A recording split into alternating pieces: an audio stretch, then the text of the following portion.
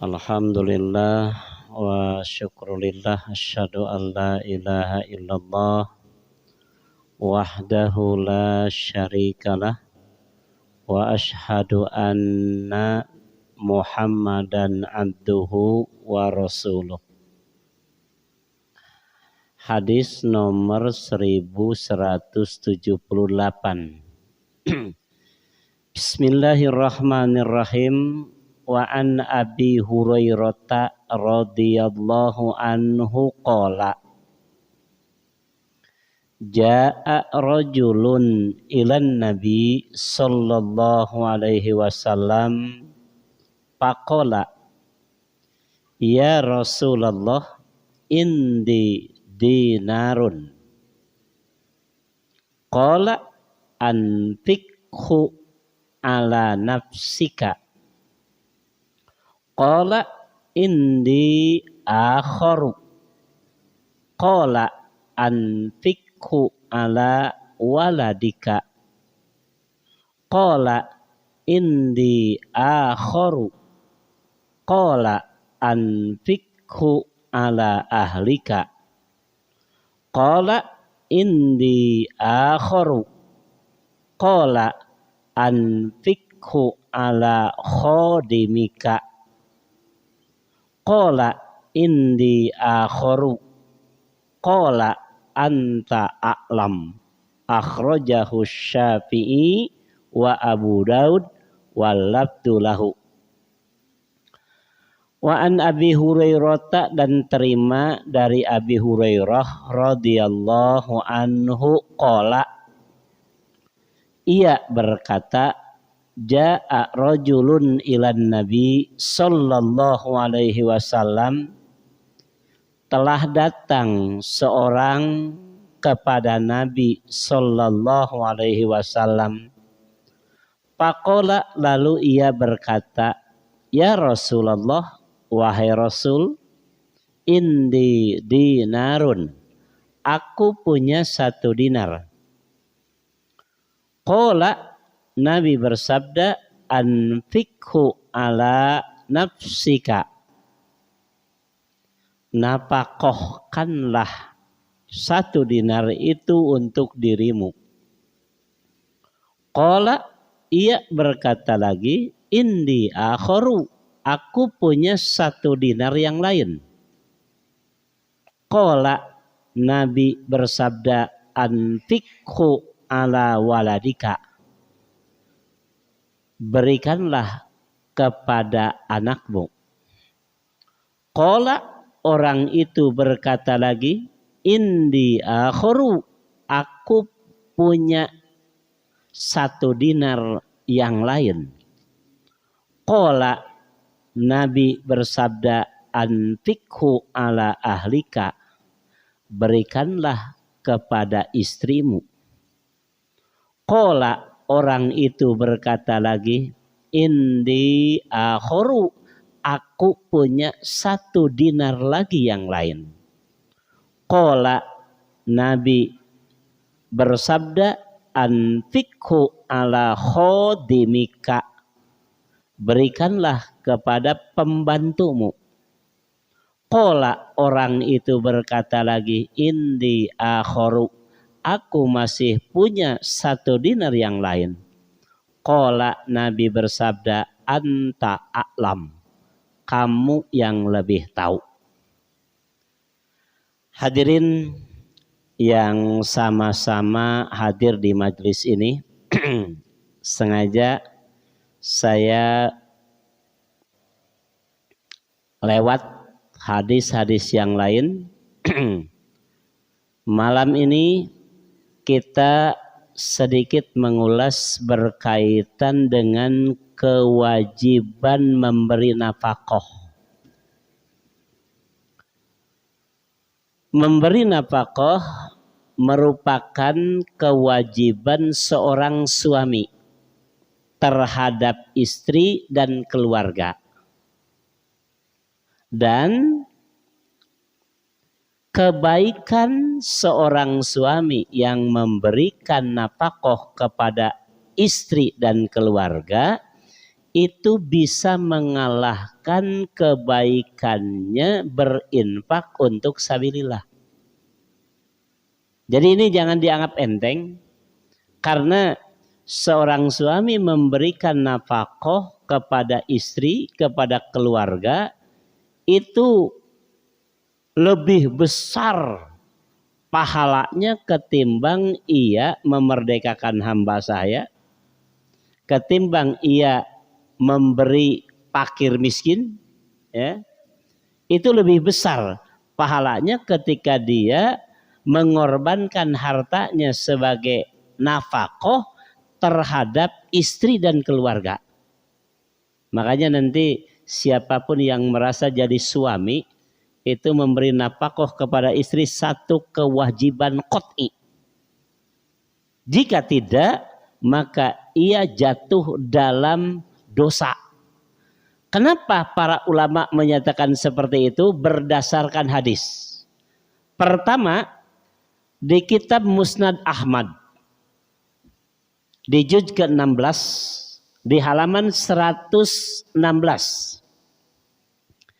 Satu hadis dari sahabat Abi Hurairah radhiyallahu anin Nabi sallallahu alaihi wasallam, ia mengatakan dari Nabi sallallahu alaihi wasallam, qala, Nabi bersabda, dinarun anfaqtahu fi sabilillah. 1 dinar kamu infakkan untuk sabilillah. Coba ini perbandingan yang Rasul sampaikan. 1 dinar diinfakkan untuk sabilillah. Wa dinarun fil masakin. 1 dinar lagi dipakai untuk membiayai miskin atau memberi fakir miskin. Wa dinarun fi raqabah. 1 dinar lagi dipakai memerdekakan hamba. Wa dinarun, dan 1 dinar lagi fi ahlika. Itu kata Nabi. Kamu berikan kepada keluargamu. A'dhamuha ajron. Maka yang paling besar pahala dari berapa dinar? 1 dinar untuk sabilillah, 1 dinar untuk miskin, 1 dinar untuk memerdekakan hamba, 1 dinar lagi untuk memberi nafkah keluarga. Nabi menyebutkan a'dhamuha ajron. Di antara dinar-dinar tadi, yang paling besar pahala yang ia terima, alladzi tunfiquhu ala ahlika. 1 dinar yang diberikan kepada keluarga. Coba perhatian di sini, ya. Kewajiban memberi infak itu dibebankan kepada suami, dan Allah melalui Rasulnya memberi iming-iming pahala. Memberi nafkah kepada keluarga itu sangat besar pahalanya. Malah Nabi menyebutkan di antara 1 dinar untuk sabilillah dibanding dengan 1 dinar untuk diberikan kepada keluarga, itu lebih besar pahalanya yang 1 dinar untuk keluarga. Kira-kira berapa kali lipat Allah membayar? Untuk sabilillah berapa kali lipat? Untuk sabilillah berapa kali lipat? 700 kali lipat. Artinya untuk keluarga, itu nafkah untuk keluarga lebih dari itu. Kenapa? Nabi menyebutkan yang paling besar pahalanya adalah 1 dinar untuk nafkah terhadap keluarga. Begitupun dalam kitab Sahih Muslim di juz kedua di halaman 992, ini maknanya hampir sama. Nabi SAW menyebutkan dinarun anfaqtahu fi sabilillah, wa dinarun anfaqtahu fi raqabah, wa dinarun tasaddaqta ala miskin, wa dinarun anfaqtahu ala ahlika, a'dhamuha ajron alladzi anfaqtahu ala ahlika. Sama ini. Ini dalam riwayat Muslim. 1 dinar yang diinfakkan untuk sabilillah, 1 dinar diinfakkan untuk memerdekakan hamba, 1 dinar lagi untuk disodakohkan kepada fakir miskin, 1 dinar lagi diinfakkan kepada keluarga. Maka yang paling besar pahalanya di antara dinar-dinar yang tadi, yang diinfakkan untuk keluarga.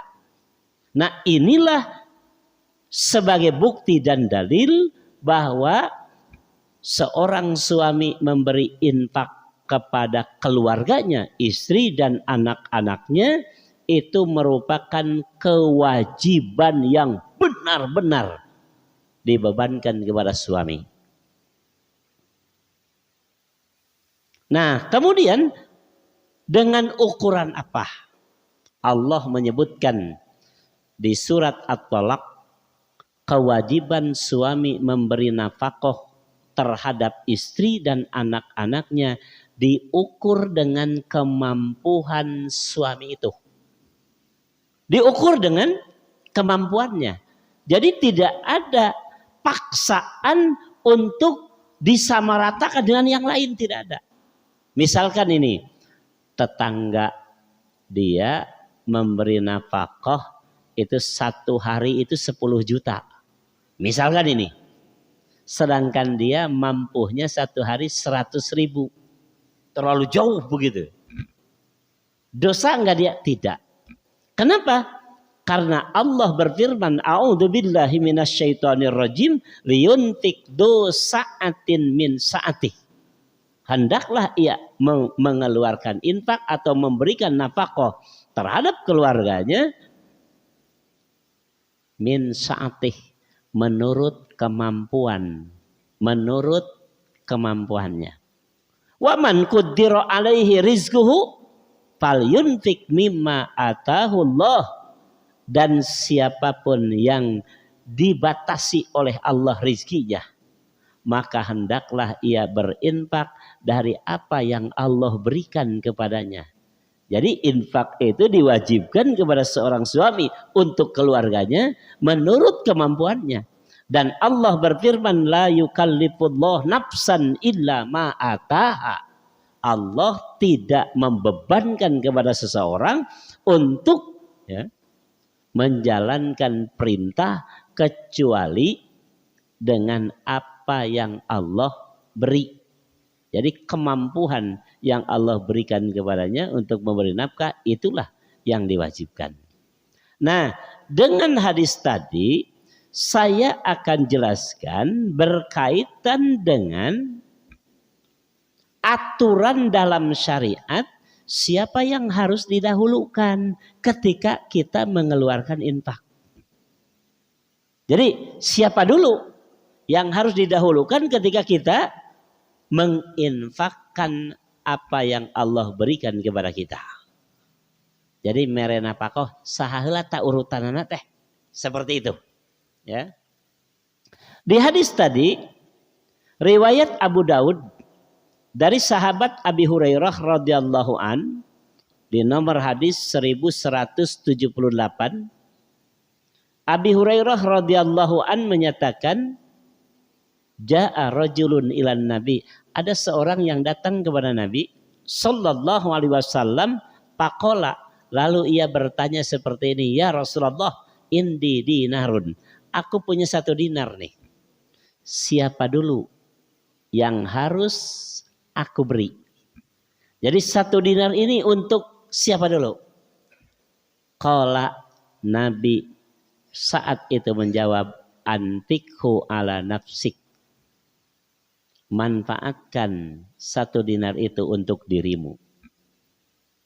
Jadi nggak salah ini kalau suami misalkan ya menutupi kebutuhan dirinya dulu sebelum menutupi kebutuhan istrinya dan anak-anaknya, nggak salah. Nabi menyebutkan anfikhu ala nafsik. Bagus ini. Ya.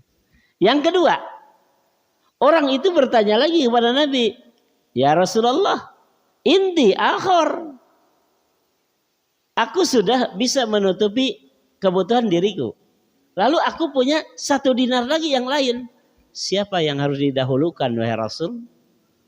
Qala, Rasul menjawab, anfikhu ala waladika. Berikan 1 dinar itu untuk anakmu. 2. Kemudian orang itu bertanya lagi, ya Rasulullah, indi akhor, aku masih punya 1 dinar lagi. Diriku sudah, anakku sudah. Lalu 1 dinar lagi nih yang lain, siapa yang harus aku dahulukan? Qala, Nabi menjawab lagi, ala ahlika, berikan kepada istrimu. Istri ya, diri, anak, istri. Ya. Bagus tuh ini. Pak, kalau ada orang ngomong seperti ini salah nggak? Nah, cenah meni ripuh-ripuh teuing hirup teh nyata ngusahakeun anak pamajikan. Bahasanya nyata ripuh-ripuh teuing nyata ngusahakeun anak pamajikan.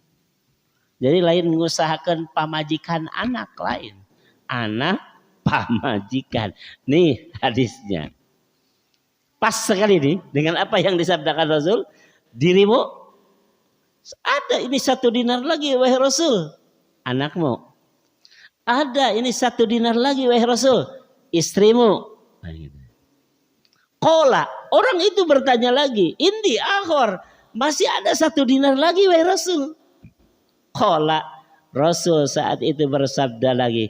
Anfikhu ala khodimika. Berikan kepada pembantumu. Ini urutannya nih ya. 1 dirimu. 2 anakmu. 3 istrimu. Ya. 4 khodimak. Khodimika. Itu pembantumu. Nah lalu orang itu bertanya lagi kepada Rasul. Ya Rasulullah, ini akhor. Aku sudah, anakku sudah, istriku sudah, pembantuku sudah. 1 dinar lagi nih ada. Siapa lagi wahai Rasul yang harus menerima 1 dinar ini? Qala, Rasul menjawab lagi, anta a'lam. Kamu yang lebih tahu. Nah kira-kira siapa itu? Kalau sudah diri kamu sudah, istri kamu, anakmu, istrimu, pembantumu. Kemudian 1 lagi ini siapa? Nabi menyebutkan anta a'lam, kamu yang lebih tahu. Kira-kira siapa ya? Di hadis lain Rasul Shallallahu Alaihi Wasallam menyebutkan sumal akrab pal akrab. Cari kerabatmu yang paling dekat. Siapa yang harus menerima infakmu? Karena ini urutannya. Nah kemudian di hadis nomor 1179-nya dari Bahz bin Hakim, Nabi Shallallahu Alaihi Wasallam pernah ditanya oleh seorang sahabat dengan pertanyaan seperti ini. Ya Rasulullah, man abarru? Wahai Rasul, siapa yang harus lebih dulu menerima kebaikanku? Jadi kalau aku berbuat baik kepada siapa dulu? Ini sebagai urutan ini. Nabi Shallallahu Alaihi Wasallam menjawab, ummuka, kak ibu, ibumu dulu. Summaman wahai Rasul, kata orang ini, kemudian siapa lagi wahai Rasul? Rasul menjawab lagi, ummuka, kemudian kepada ibumu. Summaman, kata orang itu, kemudian kepada siapa lagi? Rasul menjawab lagi, ummuka, ibumu. Lalu orang itu bertanya lagi kepada Rasul yang keempat kalinya ini. Summaman, kemudian kepada siapa lagi wahai Rasul? Qala, Rasul menjawab, abaka, kepada bapakmu. Ini urutannya. Ketika kita berbuat baik kepada orang tua, maka Nabi mengajarkan ibu dulu kemudian bapak. Nah dengan 2 hadis ini ada yang kita pahami, seseorang wajib berinfak atau memberi nafkah itu 1 untuk dirinya, ini pertengahan nih, untuk dirinya. Setelah itu ke bawah. Setelah itu ke bawah. Siapa? Anak, istri, pembantu. Ya. Lalu ke atas. Siapa? Ibu, ayah. Jadi kelihatan di sini, ya, Nabi Shallallahu Alaihi Wasallam memberikan satu pelajaran kepada kita bahwa kita sebagai manusia yang diberi kemampuan oleh Allah untuk mencari nafkah, maka nafkah itu untuk siapa? Pertama untuk diri kita, ya. Kedua, baru ke bawah untuk anak kita, untuk istri kita, untuk pembantu kita. Kemudian ke atas untuk ibu kita, untuk ayah kita. Nah, jadi kelihatan di sini, ya, bahwa kewajiban memberi nafkah kepada istri itu dibebankan kepada suami, dan Allah menetapkan ukurannya sekemampuan dirinya. Jadi ini ukurannya, mampunya seperti apa. Karena yang wajib memberi nafkahnya bukan besar dan kecilnya, tapi berapa dia mampu. Yang Allah berikan kemampuan kepadanya. Inilah satu di antara kewajiban yang Allah bebankan kepada seorang suami. Adapun urutan, nah, urutan ketika kita memberi nafkah, pertama Nabi menyebutkan dirimu, dua anakmu, tiga istrimu, empat pembantumu. Nafsika wa waladika wa ahlika wa hodimika.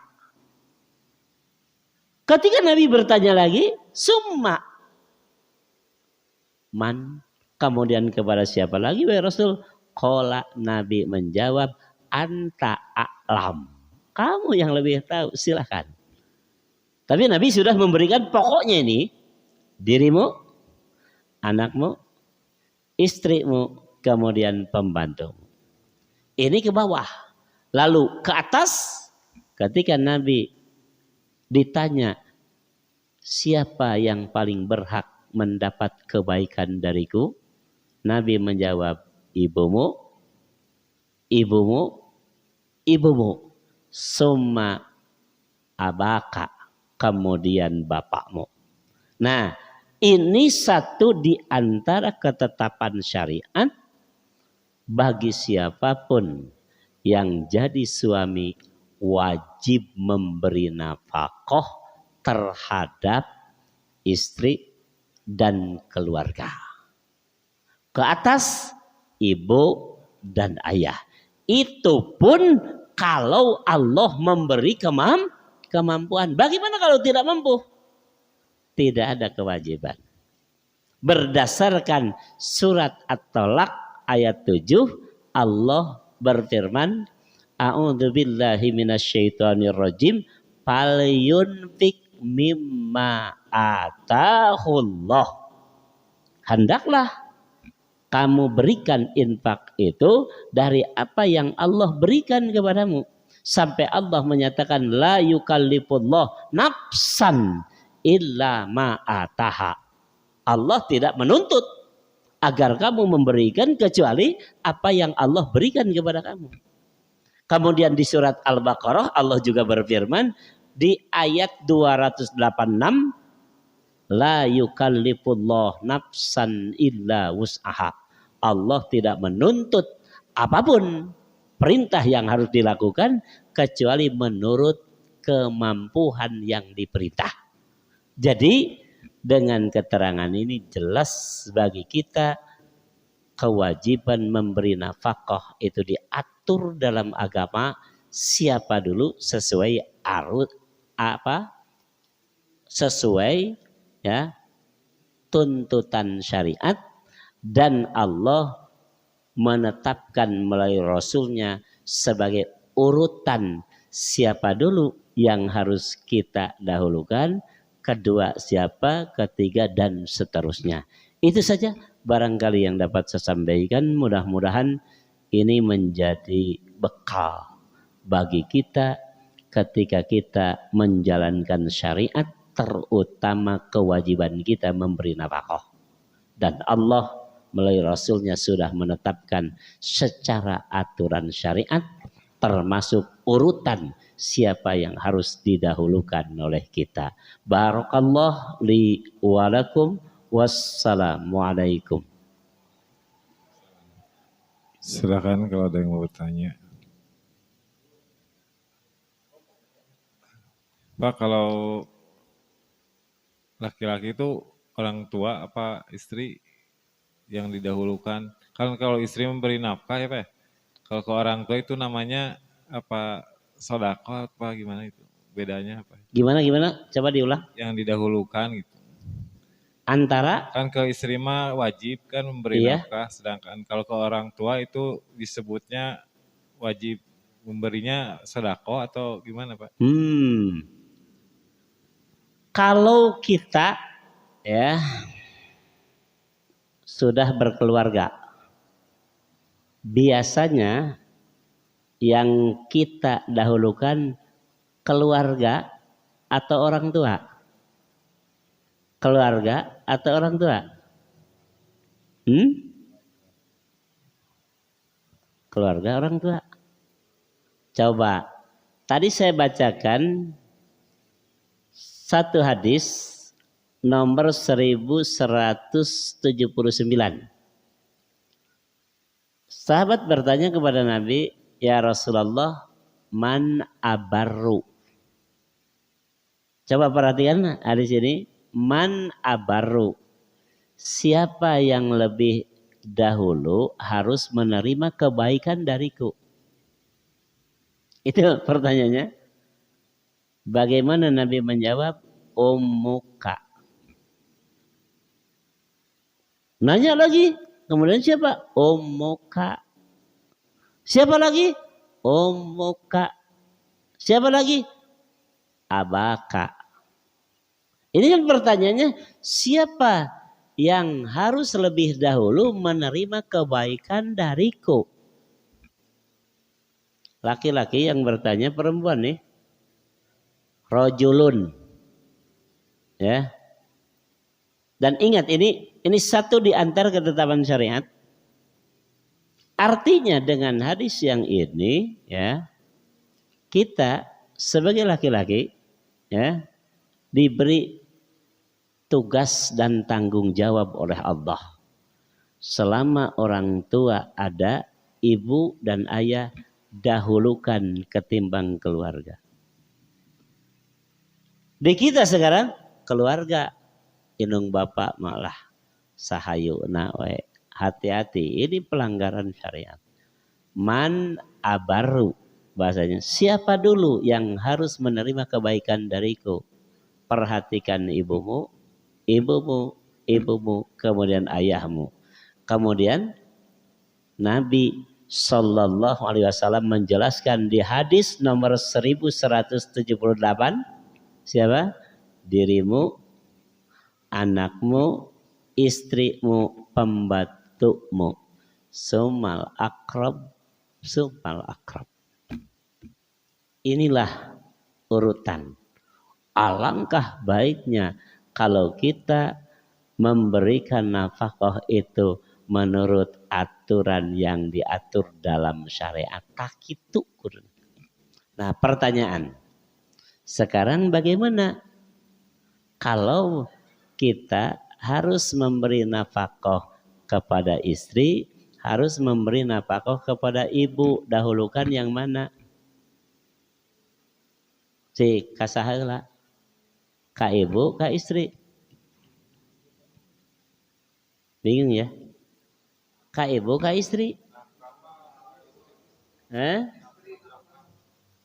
Bisa bang? Iya, ka ibu, ka istri. Dek nafkah, dek sedekah. Iya mah. Kan pertanyaannya, man abaru? Siapa dulu yang harus menerima kebaikan dariku? Nabi menjawab ummuka, ummuka. Nah, kita pisah. Ya, kita pisah. Sedekah kepada ibu dulu. Kemudian ayah. Nafkah kepada siapa dulu? Diri kita, anak kita, istri kita, pembantu kita. Gitu kan? Bagaimana sekarang? Kita hanya punya 1 dinar nih. Gambaran dalam hal. Ibu perlu, istri perlu, nu mana heula? Nu mana heula? Nu mana heula? Eta ummuka, ummuka. Bagaimana istri korban kalau begitu? Istri mendapat ampunan karena suaminya berbuat soleh kepada ibunya.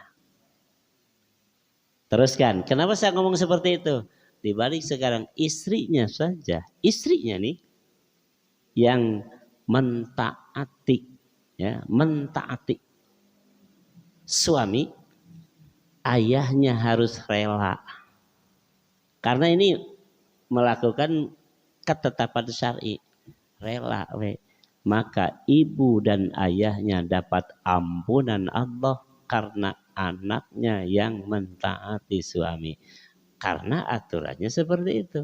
Nah sekarang itu ka istri, ka ibu. Kira-kira dahulukan siapa? Ibu. Nabi menyebutkan man abaru qala ummuka ummuka ummuka summa abaka. Cuma ini sulit diterima dalam kebiasaan kita. Tak. Pernahkah kita dengar ada satu hadis yang menyatakan bahwa ia datang kepada Rasul, ya Rasulullah, aku tidak pernah membuat ibuku tidak nyaman. Sampai aku tidak pernah menjadikan ibuku itu buram. Jadi itu pernah mun aya kasusah ge tara ngomong ka indung. 1.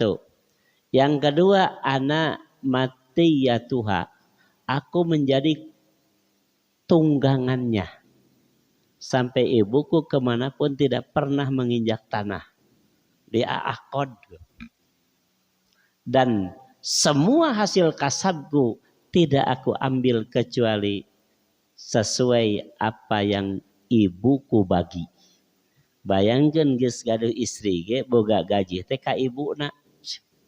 Ge ku ibuna ieu keur maneh, ieu keur pamajikan maneh, ieu keur anak maneh. Aya nu kitu teu aya? Aya? Ada?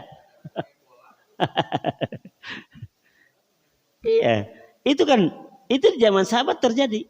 Sampai dia bertanya kepada Nabi, ya Rasulullah, sudahkah aku membalas jasa ibuku? Bayangkan, kama mana di akad, semua hasil kasab dirinya dikasih sama ibunya, sampai dia dapat upah dari kerjanya susu. Begitu pulang ibunya sudah tidur, dia tidak mau dan tidak berani meminum susu itu. Kecuali menunggu ibunya bangun. Karena ibunya nanti yang akan membagi, ini buat kamu, ini istrimu, ini untuk anak-anakmu.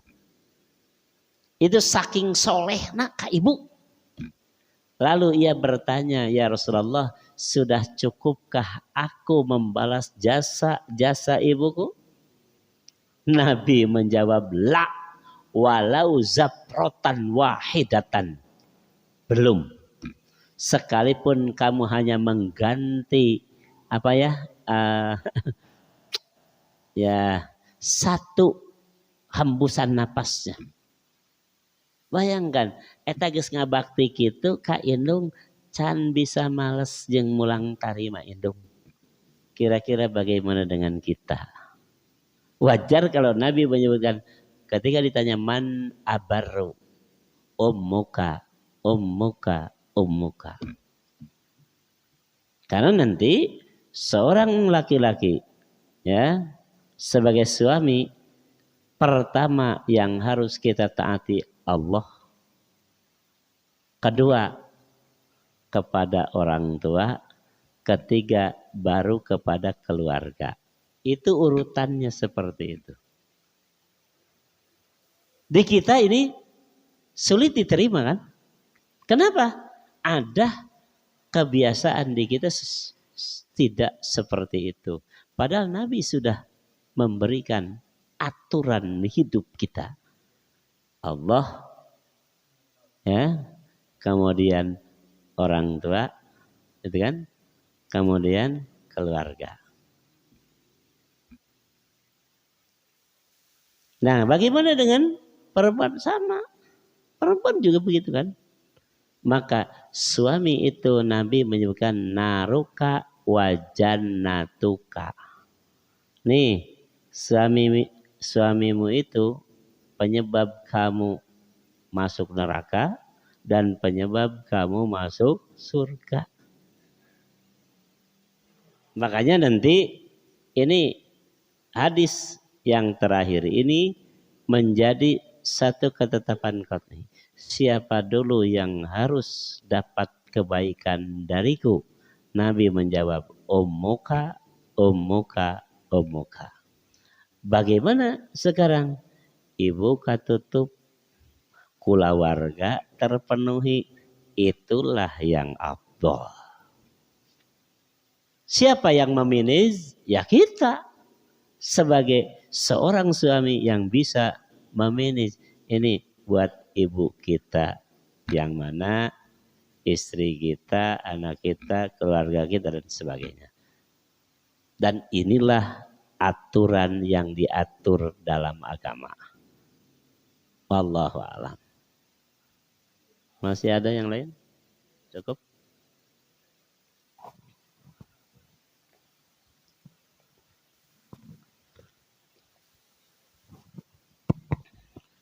Bismillahirrahmanirrahim.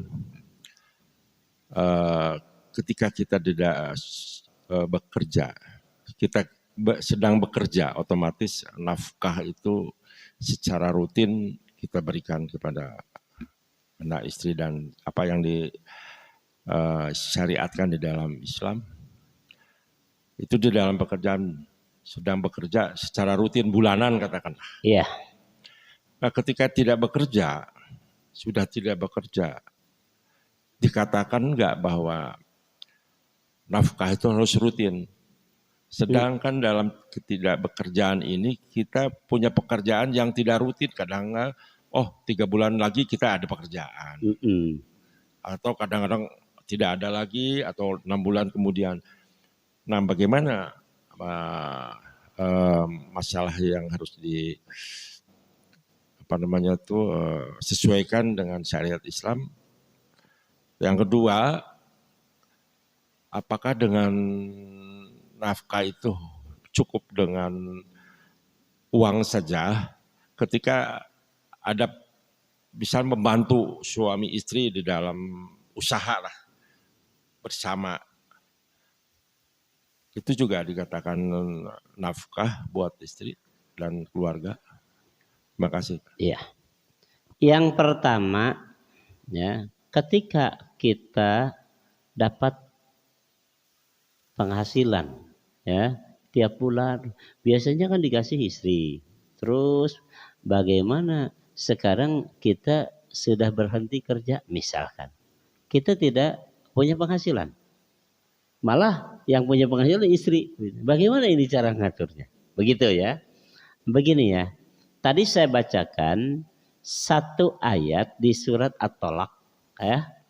Allah berfirman, liyunfik du sa'atin min sa'atih.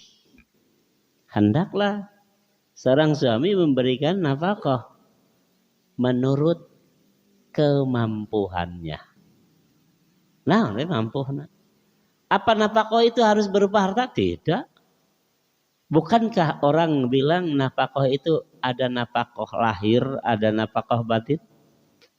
Itu artinya nafkah itu bukan hanya harta saja. Bisa jadi ya istri yang kerja kita membantu itu juga sudah merupakan nafkah dari kita. Kenapa?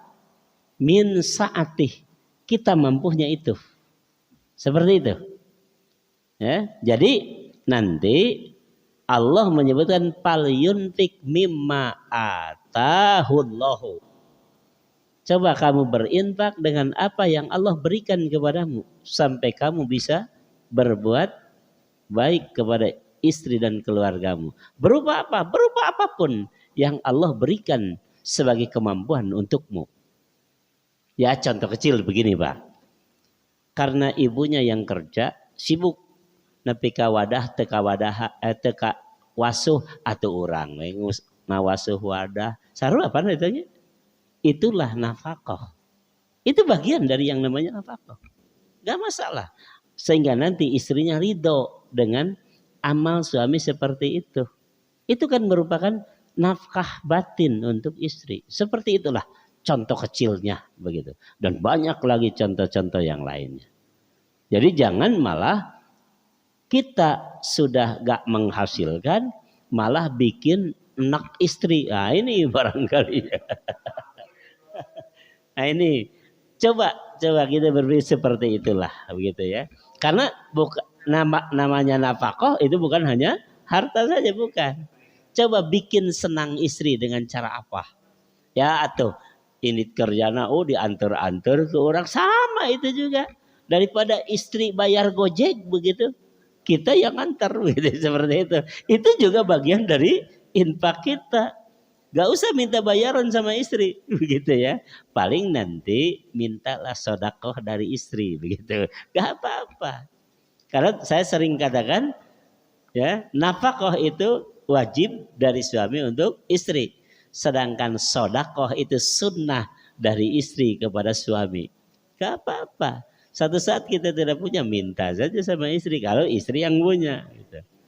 Ya, cukup seperti itu ya. Nah enggak. Cukup? Gak ada lagi? Yang tidak rutinnya nih, yang tidak rutin. Gini. Yang tidak rutin ini.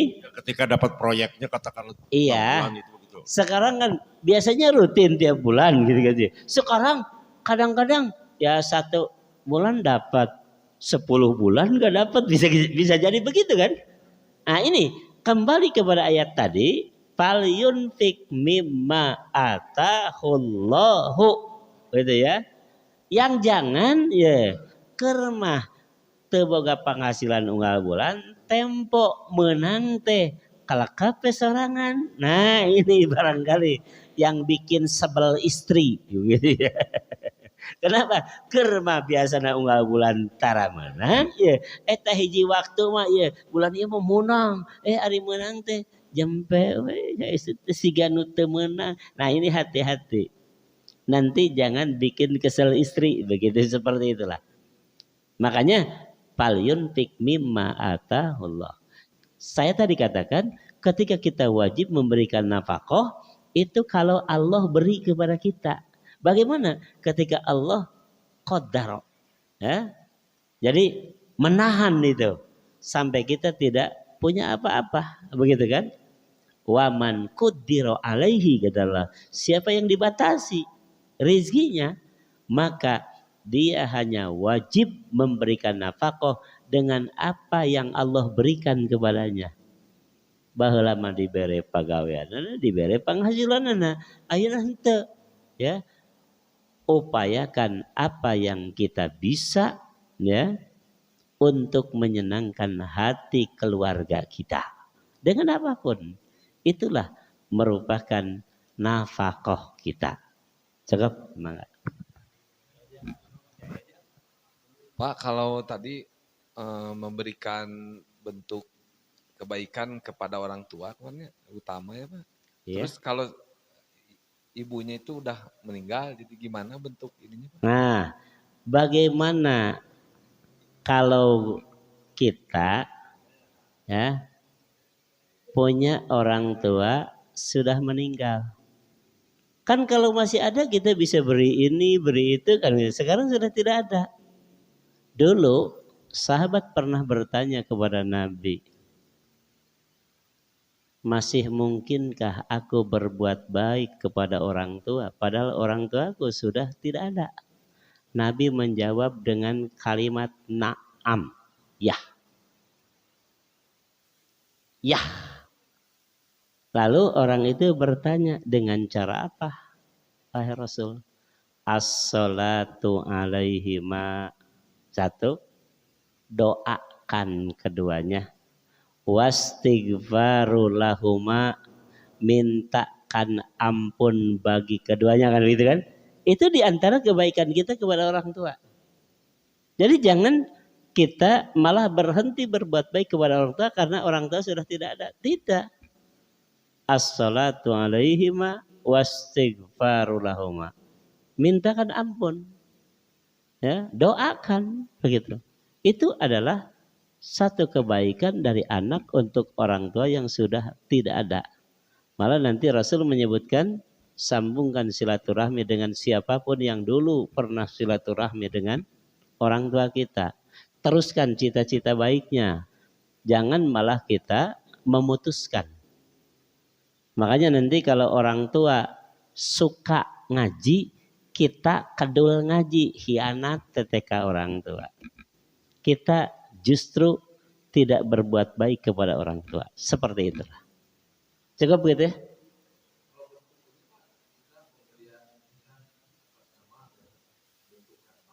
Iya. Atas nama orang tua begitu. Begini, ketika anak berbuat baik, ya, di atas namakan atau tidak, maka orang tua kita dapat pahala kebaikan seperti pahala yang kita terima. Makanya nanti ya saya sering katakan panitia kurban harus jeli. Ya cenaya kurban kangopun biang netos daya. Ini kurban untuk istri saya yang sudah tidak ada. Ya di atas nama kenjeng henteu geus kitu hukumna. Kalau anak yang berkurban maka ibu dan ayahnya dapat pahala seperti pahala kurban yang didapat anaknya. Kenapa? Imam Ibnu Katsir menyebutkan ya bahwa anak itu min kaddihi wa sa'yihi wa amalihi. Anak itu hasil kasab orang tua, hasil jerih payah orang tua, hasil amal orang tua. Jadi di atas namakan atau tidak, tetap ibunya dapat pahala dari kesolehan anak. Makanya ketika sahabat bertanya, ya Rasulullah, inna ummi ibtulitat nafsuha. Ibuku sudah tidak ada sekarang. Tapi aku yakin wa azunnu. Aku yakin. Lau takallamat tasaddaqat. Kalau ibuku sekarang masih hidup pasti mengeluarkan sedekah. Dia bertanya, pahalaha ajrun in tasaddaqtu anha? Apa ibuku itu dapat pahala kalau aku bersodakoh atas nama ibuku? Kan gitu. Nabi menjawab, na'am. Iya. Jadi menang. Orang sodakoh di atas namakan ibu. Boleh? Balikan deh. Kan pertanyaannya bukan begini. Bolehkah aku sodakoh atas nama ibuku? Lain gitu. Pahalaha ajrun inta sodaktu anha. Apa ibuku dapat pahala kalau aku mengeluarkan sodakoh atas nama ibuku? Nabi menjawab, na'am, iya, punya pahala. Dek di atas nama dek ente. Tetap saja punya. Kenapa? Imam Ibnu Katsir menjawab, ya, anak itu min sa'ihi wa kaddihi wa amalihi. Jadi kalau begitu ibunya dapat pahala dari sodakoh anak atau dari apa anak? Balikan deh. Dari sodakoh anak? Bukan. Sodakoh anak akan jadi pahala bagi dia yang sodakoh. sedangkan ibunya dapat pahala seperti pahala yang diterima anaknya karena anaknya itu hasil kasab ibunya, hasil jerih payah ibunya, hasil amal ibunya gitu. Jadi bukan oper kan? Bukan oper. Ibunya dapat pahala karena memang ibunya mengusahakan anak bisa sedekah. Anaknya dapat pahala sedekah karena memang dia yang sedekah. Seperti itu. Makanya dengan ngaji seperti ini tekudu kejadian ya abdi kurban kersi ibu tekudu da teu dikitukeun geus meunang pahala. Seperti itu. Cukup begitu.